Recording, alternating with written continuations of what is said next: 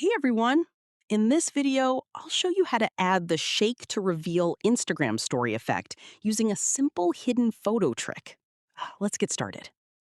First, open the Instagram app and go to your profile section.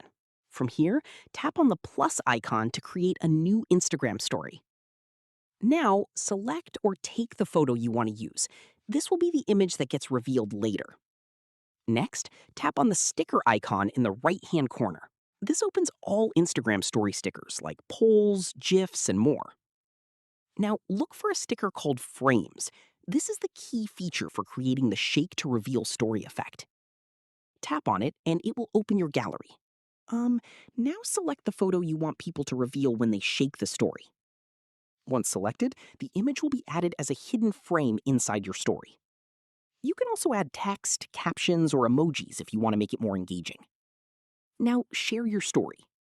When viewers open it, the image will stay hidden at first, and it gets revealed when they interact or shake the story, depending on Instagram's effect behavior. And that's it.